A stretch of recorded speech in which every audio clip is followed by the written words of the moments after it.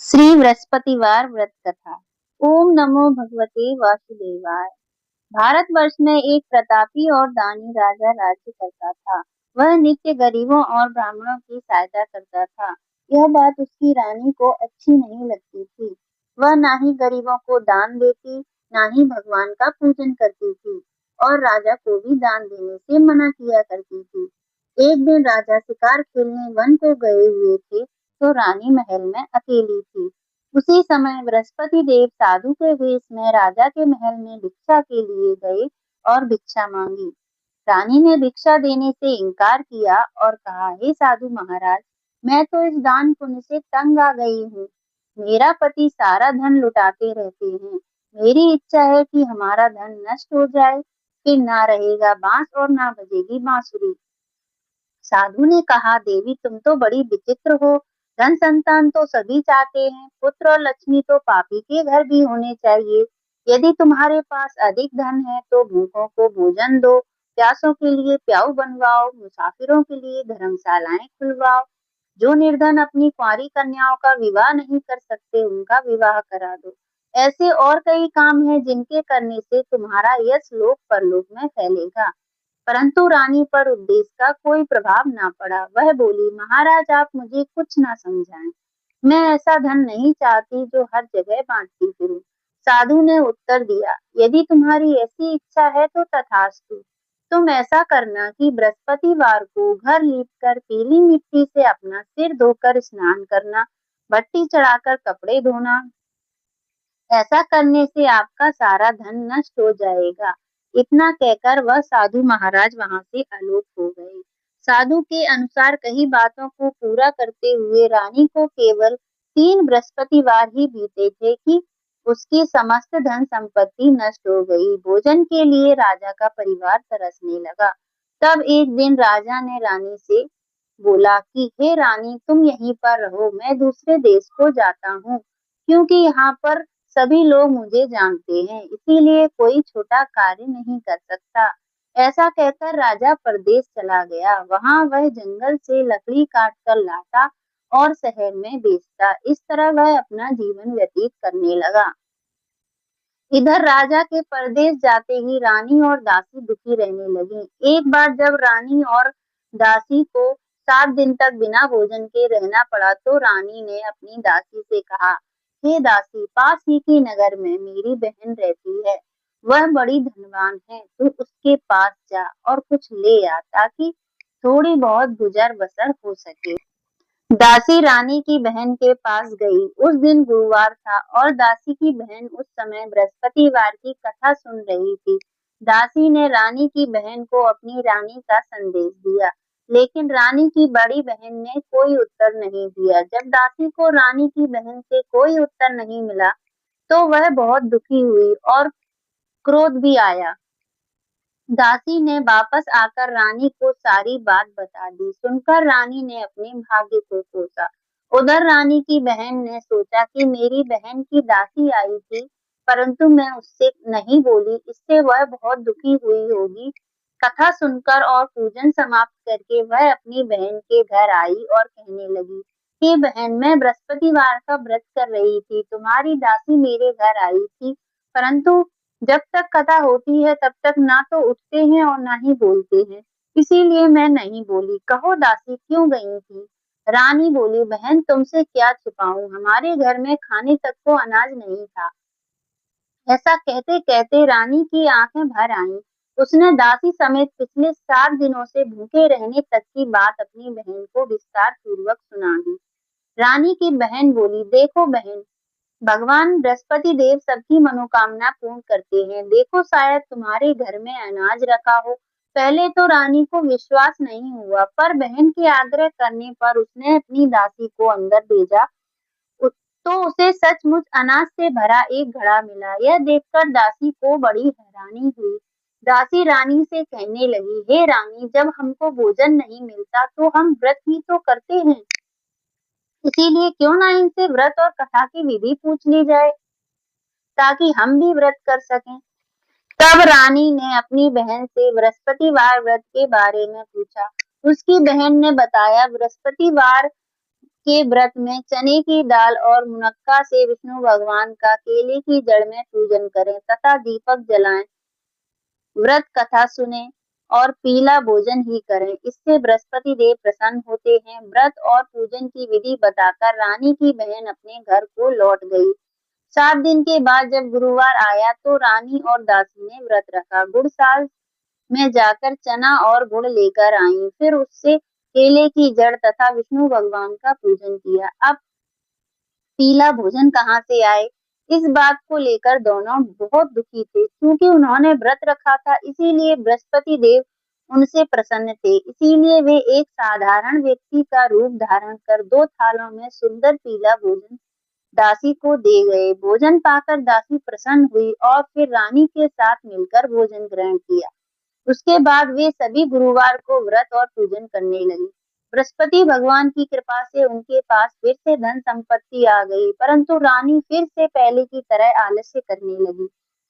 तब दासी बोली, देखो रानी, तुम पहले भी इस प्रकार आलस्य करती थी, तुम्हें धन रखने में कष्ट होता था, इस कारण सभी धन नष्ट हो गया, और अब जब भगवान बृहस्पति की कृपा से धन मिला है तो तुम्हें फिर से आलस्य होता है।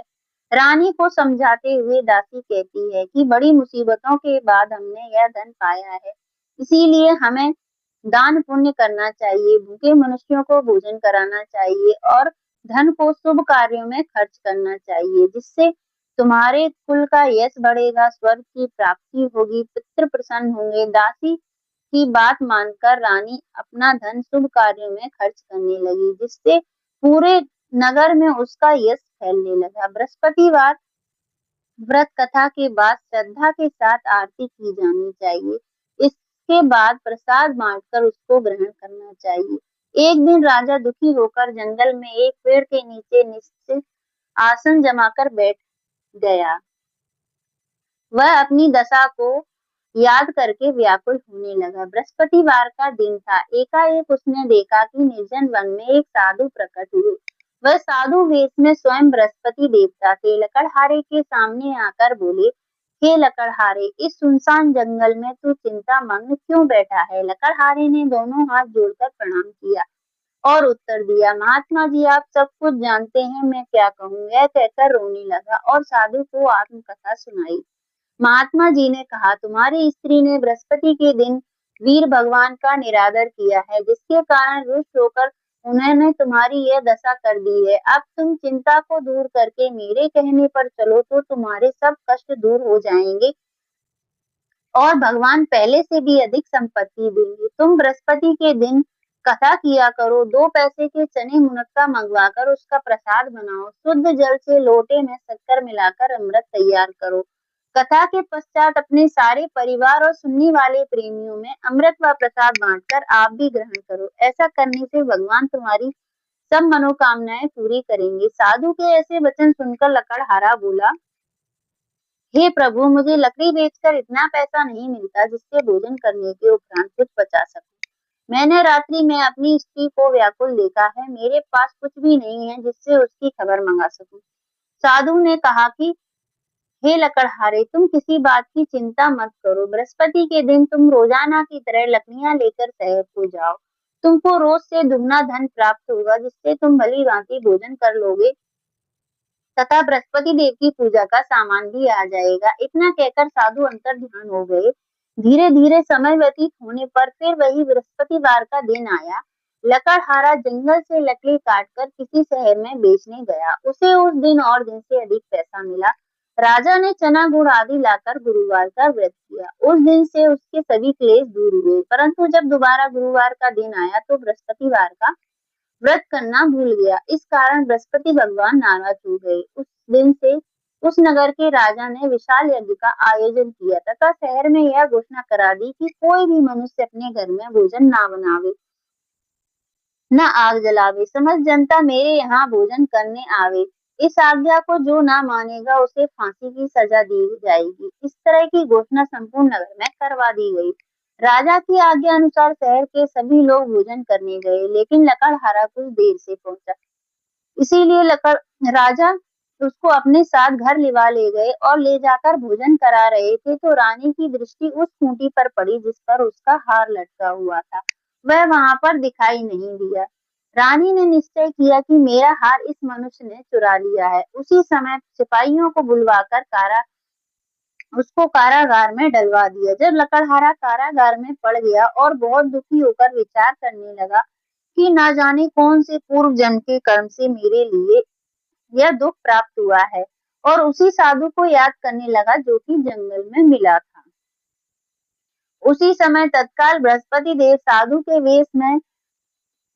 साधु के रूप में प्रकट हुए और उसकी दशा को देखकर कहने लगे, अरे मूर्ख, तूने बृहस्पति देव की कथा नहीं करी, इस कारण तुझे दुख प्राप्त हुआ है। अब चिंता मत कर, बृहस्पतिवार के दिन कारागार के दरवाजे पर 4 पैसे पड़े मिलेंगे, उनसे तू बृहस्पति देव की पूजा करना, तेरे सभी कष्ट दूर हो जाएंगे। बृहस्पति के दिन उसे 4 पैसे मिले। लकड़हारे ने कथा कही। उसी रात्रि को बृहस्पति देव ने उस नगर के राजा को स्वप्न में कहा, हे राजा, तुमने जिस आदमी को कारागार में बंद कर दिया है वह निर्दोष है, वह राजा है, उसे छोड़ देना। रानी का हार उसी खूंटी पर लटका है, अगर तू ऐसा नहीं करेगा तो मैं तेरे राज्य को नष्ट कर दूंगा। इस तरह रात्रि के स्वप्न को देखकर राजा प्रातः काल उठा और खूंटी पर हार देखकर लकड़हारे को बुलाकर क्षमा मांगी। लकड़हारे को योग्य सुंदर वस्त्र आभूषण देकर विदा कर दिया। बृहस्पति देव की आज्ञा अनुसार लकड़हारा अपने नगर को चल दिया। राजा जब अपने नगर के निकट पहुंचा तो उसे बड़ा आश्चर्य हुआ। नगर में पहले से अधिक बाग, तालाब, कुएं, बहुत सी मंदिर, धर्मशालाएं आदि बन गई हैं। राजा ने पूछा, यह किसका बाग और धर्मशालाएं हैं? तब नगर के सब लोग कहने लगे, यह सब रानी और बांदी के हैं। तो राजा को आश्चर्य हुआ और गुस्सा भी आया। तब जब रानी ने यह खबर सुनी कि राजा आ रहे हैं तो उन्होंने बांदी से कहा, हे दासी, देख राजा हमको कितनी बुरी हालत में छोड़ गए थे। हमारी ऐसी हालत देखकर वह लौट न जाए, इसीलिए तू दरवाजे पर खड़ी हो जा। आज्ञा अनुसार दासी दरवाजे पर खड़ी हो गई। राजा आए तो उन्हें अपने साथ लेवा लाई। तब राजा ने क्रोध करके अपनी रानी से पूछा कि यह धन तुम्हें कैसे प्राप्त हुआ है?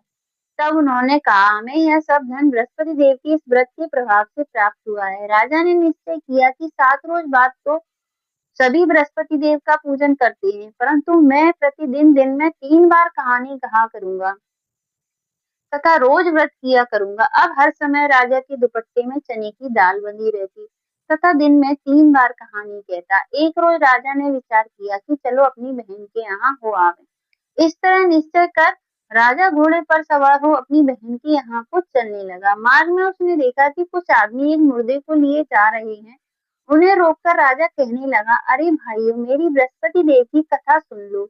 वे बोले, लो, हमारा तो आदमी मर गया है, इसको अपनी कथा की पड़ी है। परंतु कुछ आदमी बोले, अच्छा कहो, हम तुम्हारी कथा भी सुनेंगे। राजा ने दाल निकाली और जब कथा आधी हुई तो मुर्दा हिलने लग गया, और जब कथा समाप्त हो गई तो राम राम करके मनुष्य उठकर खड़ा हो गया।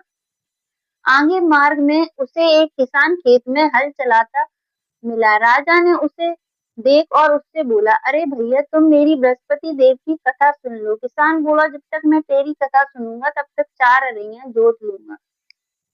जा अपनी कथा किसी और को सुनाना। राजा के हटते ही बैल पचाड़ खाकर गिर गए और किसान के पेट में बड़ी जोर से दर्द होने लगा। उस समय उसकी माँ रोटी लेकर आई। उसने जब यह देखा तो अपने पुत्र से सब हाल पूछा और बेटे ने सभी हाल कह दिया। तो बुढ़िया दौड़ी दौड़ी उस घुड़सवार के पास गई और उससे बोली कि बेटा, मैं तेरी कथा सुनूंगी, तू अपनी कथा मेरे खेत पर चलकर कहना। राजा ने बुढ़िया के खेत पर जाकर कथा कही, जिसके सुनते ही वह बैल उठ खड़े हुए तथा किसान के पेट का दर्द भी बंद हो गया। राजा अपनी बहन के घर पहुंचा। बहन ने भाई की खूब मेहमानी की। दूसरे रोज राजा प्रातः काल जगा तो वह देखने लगा कि सब लोग भोजन कर रहे हैं। राजा ने अपनी बहन से कहा, ऐसा कोई मनुष्य है जिसने भोजन नहीं किया हो? वह मेरी बृहस्पतिवार की कथा सुन ले। बहन बोली, हे भैया, यह देश ऐसा ही है, पहले यहाँ लोग भोजन करते हैं, बाद में अन्य काम करते हैं। अगर कोई पड़ोस में हो तो देख आऊंगा। ऐसा कहकर देखने चली गई, परंतु उसे कोई ऐसा व्यक्ति नहीं मिला जिसने भोजन ना किया हो। अतः वह एक कुमार के घर गई जिसका लड़का बीमार था। उसे मालूम हुआ कि उनके यहाँ 3 रोज से किसी ने भोजन नहीं किया है। रानी ने अपने भाई की कथा सुनने के लिए कुमार से कहा। वह तैयार हो गया। राजा ने जाकर बृहस्पतिवार की कथा कही, जिसको सुनकर उसका लड़का हो गया। अब तो राजा की प्रशंसा होने लगी।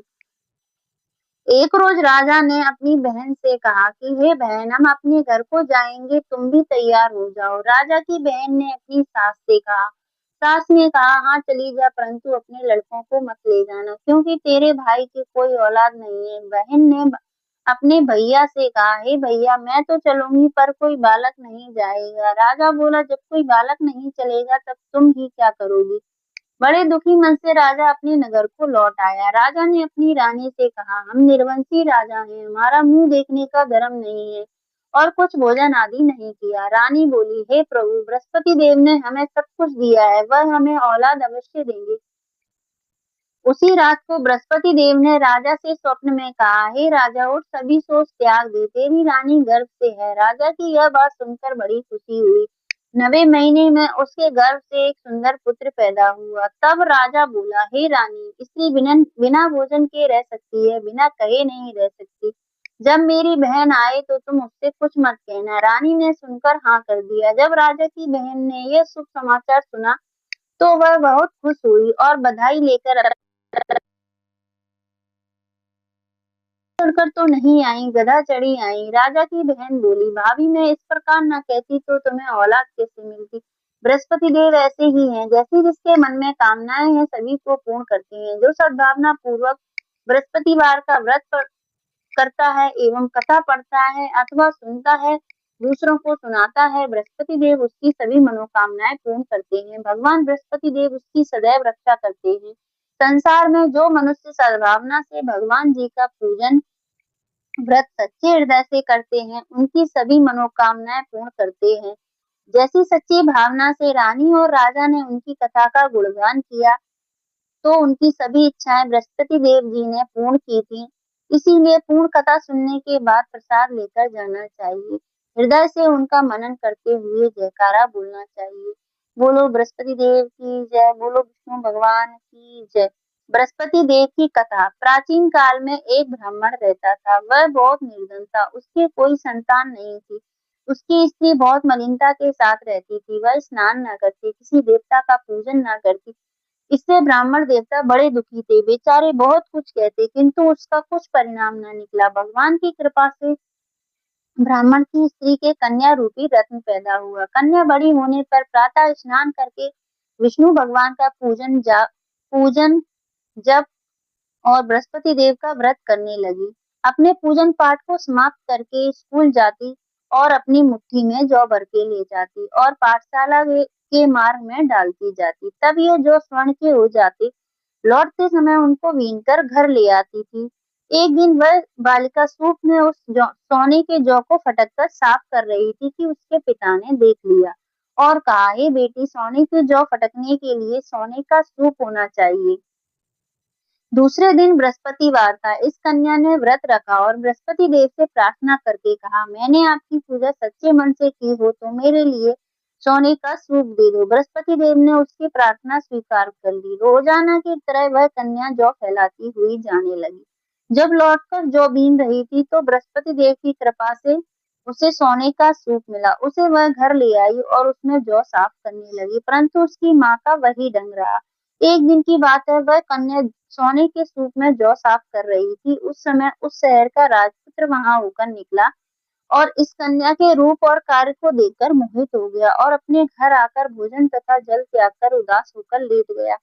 राजा को जब इस बात का पता लगा तो अपने प्रधानमंत्री के साथ उसके पास गए और बोले, हे बेटा, तुम्हें किस बात का कष्ट है? किसी ने अपमान किया अथवा और कारण हो तो कहो, मैं वही कार्य करूंगा जिससे तुम्हें प्रसन्नता हो। अपने पिता की राजकुमार ने बातें सुनी तो वह बोला, मुझे आपकी कृपा से किसी बात का दुख नहीं है, किसी ने मेरा अपमान नहीं किया है, परंतु मैं उस लड़की से विवाह करना चाहता हूँ जो सोने के सूप में जौ साफ कर रही थी। यह सुनकर राजा आश्चर्य में पड़ा और बोला, इस तरह की कन्या का पता तुम ही लगाओ, मैं उसके साथ तेरा विवाह अवश्य करवा दूंगा। राजकुमार ने उस लड़की के घर का पता बतलाया। तब मंत्री उस लड़की के घर गए और ब्राह्मण देवता को सभी हाल बतलाया। ब्राह्मण देवता राजकुमार के साथ अपनी कन्या का विवाह करने के लिए तैयार हो गए तथा विधि विधान के अनुसार ब्राह्मण की कन्या का विवाह राजकुमार के साथ हो गया। कन्या के घर से जाते ही पहले की भांति उस ब्राह्मण देवता के घर में गरीबी का निवास हो गया। अब भोजन के लिए भी अन्न बड़ी मुश्किल से मिलता था। एक दिन दुखी होकर ब्राह्मण देवता अपनी पुत्री के पास गए। बेटी ने पिता की दुखी अवस्था को देखा और माँ का हाल पूछा। तब ब्राह्मण ने सभी हाल कहा। कन्या ने बहुत सा धन देकर अपने पिता को विदा कर दिया। इस तरह ब्राह्मण का कुछ समय सुख पूर्वक व्यतीत हुआ। कुछ दिन बाद फिर वही हाल हो गया। ब्राह्मण फिर अपनी कन्या के यहाँ गया और सारा हाल कहा तो लड़की बोली, हे पिताजी, आप माता जी को यहाँ लेवा लाओ, मैं उसे विधि बता दूंगी जिससे गरीबी दूर हो जाएगी। वह ब्राह्मण देवता अपनी स्त्री को साथ लेकर पहुंचे तो अपनी माँ को समझाने लगी, हे माँ, तुम प्रातः काल प्रथम स्नान आदि करके विष्णु भगवान का पूजन करो तो सब दरिद्रता दूर हो जाएगी। परंतु उसकी माँ ने एक भी बात नहीं मानी और प्रातः काल उठकर अपनी पुत्री के बच्चों के जूठन को खा लिया। इससे उसकी पुत्री को भी बहुत गुस्सा आया और एक रात को कोठरी में से सभी सामान निकाल दिया और अपनी माँ को उसने बंद कर दिया। प्रातः काल उसे निकाला और स्नान आदि करा के पाठ करवाया तो उसकी माँ की बुद्धि ठीक हो गई और फिर प्रत्येक बृहस्पतिवार को व्रत रखने लगी। इस व्रत के प्रभाव से उसकी माँ बाप बहुत ही धनवान और पुत्रवान हो गए और बृहस्पति जी के प्रभाव से इस लोक के सुख भोग कर स्वर्ग को प्राप्त हुए। बोलो बृहस्पति देव की जय। बोलो विष्णु भगवान की जय। ओम जय बृहस्पति देवा। ओम जय बृहस्पति देवा। छिन छिन भोग लगाओ कदली फल मेवा। ओम जय बृहस्पति देवा। तुम पूर्ण परमात्मा, तुम अंतर्यामी, स्वामी तुम अंतर्यामी। जगत पिता जगदीश्वर तुम सबके स्वामी। ओम जय बृहस्पति देवा। चरणामृत निज निर्मल सब पातक हरिता, स्वामी सब पातक हरिता। सकल मनोरथ दायक कृपा करो भरता। ओम जय बृहस्पति देवा। तन मन धन अर्पण कर जो कोई शरण पड़े, स्वामी जो कोई शरण पड़े। प्रभु फिर कट तब हो करे आकर द्वार खड़े। ओम जय बृहस्पति देवा। दीन दयाल दयानिधि भक्तन हितकारी, स्वामी भक्तन हितकारी। पाप दोष सब हरता भव बंधन हारी। ओम जय बृहस्पति देवा। सकल मनोरथ दायक सब संशय तारो, स्वामी सब संशय तारो। विषय विकार मिटाओ संतन सुखकारी। ओम जय बृहस्पति देवा। जो कोई आरती तेरी प्रेम सहित गावे, स्वामी प्रेम सहित गावे। ज्येष्ठानंद बंद सो सो निश्चय फल पावे। ओम जय बृहस्पति देवा। सब बोलो विष्णु भगवान की जय। बोलो बृहस्पति देव की जय। अगर आपको आज की कथा पसंद आई हो तो वीडियो को लाइक एंड चैनल को सब्सक्राइब जरूर करें। धन्यवाद।